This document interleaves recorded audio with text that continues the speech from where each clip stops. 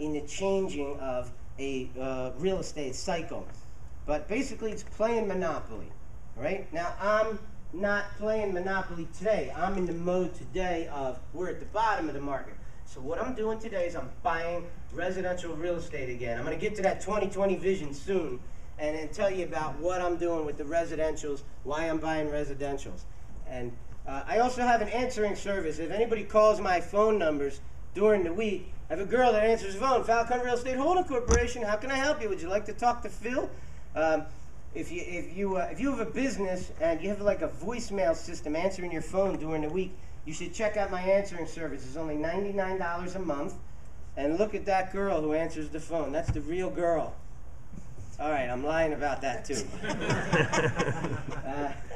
I also have my own meeting in Warrenton, Pennsylvania. It's kind of far for you guys, but if you like to come to some different meetings, I have a meeting. It's called Real Trust, and it's on Meetup. If you know what Meetup is, you can just go on there, meetup.com, and Google real estate meetings, and you'll see all kinds of different meetings that you can go to. I also rent out conference rooms to people by the hour, and these are some examples of my web TV show. I do all kinds of videos about all different kinds of things, and over here I got something called The Rent Stays Like Before. I'm not going to get into that right now, but if you go to, I got a video on YouTube. It's got about 2,000 views on it. You can actually watch it on the front page of my website, Addicted to Real Estate. But it's a negotiating technique for landlords to use when your prospective tenant is trying to beat you up on the rent. Okay? So it's a really cool video. You should watch it. People love it. I want to keep moving because I want to get to the 2020 vision. But remember, the rent stays like before. I also rent mailboxes because we landlords, we don't want our tenants knowing where we live, right? That could be dangerous. All right. So we're at the 2020 vision. So what am I doing today?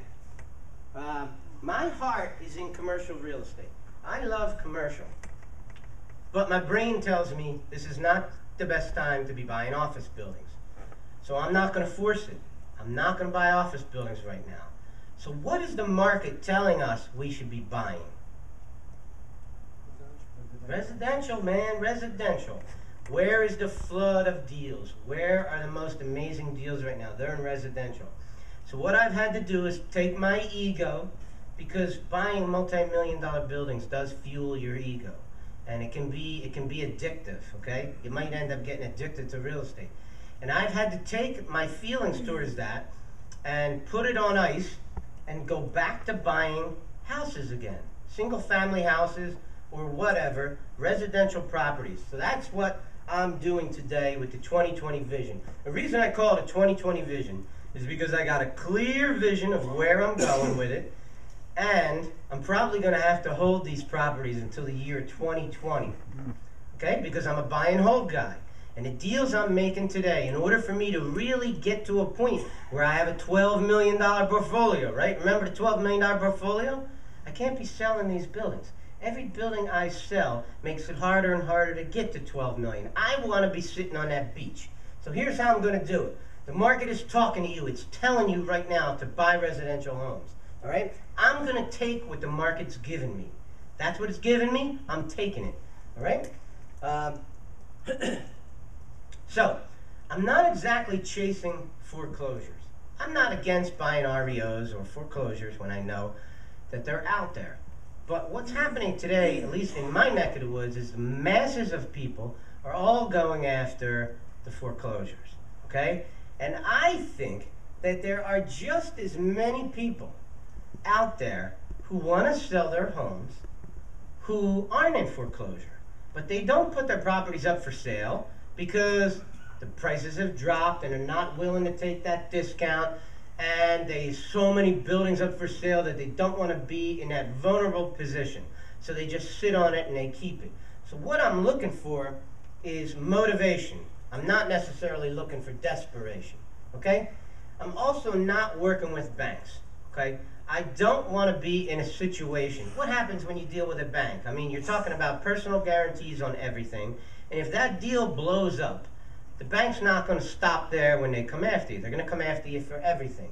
So I'm trying very hard. Most of the stuff I did in my career, I did with banks, conventional manner, and I signed personally for everything I did. But I'm really trying to get away from that because I'm watching what these banks are doing to people today, and I don't ever want to be in that situation. So I'm finding other ways to do deals without the banks. I'm going to get to that in a minute. Okay? I'm not spending a lot of time talking to real estate agents because the kind of creative financing and creative deal structuring that I'm doing, which I'm going to explain on the next slide, agents don't get it. And what happens is you get on the phone and you try to explain to a real estate agent that you want to do a seller finance deal. Forget it, man. It's just like banging your head against the wall. You might find 1 in 40 agents that understands what you're talking about, but for the most part, you're just wasting your time. So what kind of houses am I buying? I'm buying houses that are not for sale. You got that? I'm picking on you a little. I can't help it. I mean, you're buying houses that are not for sale. So what I'm doing is I'm taking neighborhoods that I like and I'm dropping direct marketing to those neighborhoods. Okay? I've got several ways that I do that. My list I call the freeway. I go to real estate meetings like this and I network and I tell everybody I know, I buy houses, I buy houses. If you got any leads, make sure you call me, make sure you let me know about it. I talk to everybody. I search the internet like crazy. Craigslist, auction.com, there are FSBOs all over the internet. And if you're not looking for them there, you really got to spend some time working on your computer because there are deals everywhere. Another thing I love to do, I call driving for dollars. I drive around neighborhoods that I like. And when I see a house that looks like it's been neglected, I stick one of my stickers on the door. I write down the addresses and I keep track of that list of addresses and I drop marketing to them. I like to call it my drip list, like I'm coming after you, drip, drip, drip, drip. I just keep bombarding them with mail until hopefully I get it. And you know, when you go around driving for dollars, you might run across a little bit of, people don't like to be solicited. So you might run across some owners of homes that don't appreciate you coming there. And they say, well, you know, I don't have time for a salesman. I say, I'm not a salesman, I'm a buysman. I'm here to buy. I'm not selling anything. And here's a great tip for you. Great way to find out where the houses, which houses are for sale in any neighborhood. You got to ask the mailman. Anybody here ever done that? All right, we got one over there, right? Right? You stop a mailman and you ask him, hey, are there any vacant properties in this building? He will save you hours of time. Not only does he know what's vacant, he knows why they're vacant. He's got the addresses off the top of his head. 123 Oak Lane is vacant. It's been vacant for 3 months because of a foreclosure. 2747 Oak is vacant, and that's vacant because of a divorce. It's the easiest leads you'll ever get. I'm telling you, when you go up to a mailman, have a paper and pencil ready, because he's going to throw addresses at you right away. Easiest way to find out where there's a good deal in your neighborhood. This is my list of almost free ways, okay? I like to, I advertise. You can advertise in a newspaper or wherever about you're looking to buy houses. Car signs. Put signs on your cars that say you buy houses. Business cards. You know, I have business cards. I give them out to everybody. Hey, I buy houses. Bandit signs. Buyers list. You know, I build up lists of people who are wholesalers. I've list of people that I can wholesale buildings to. So when I go to meetings like this, I'm always meeting people, grabbing their business cards, taking down their names. I go home, I organize it all. I keep track of who everybody is and what I can do with them. And dropping marketing and doing a drip list. These are ways that I find these deals. Okay, so now people start to call me. I'm out there scouring the earth, looking for deals, and somebody calls me. What am I going to do with them? All right, I'm going to do a little bit of pre-screening on the phone, but not too much, because the properties that I'm looking for are areas right where I live, because I like to buy things that are right where I live. In fact, like within less than a mile of my house are an abundance of deals that I can do. Okay, lots of houses, thousands of homes that meet the criteria that I am interested in buying.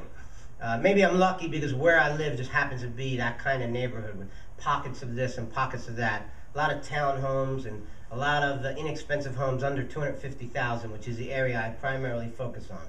So I don't do a lot of pre-screening because it's easy for me to jump in a car, drive 5 minutes, and go meet with the people.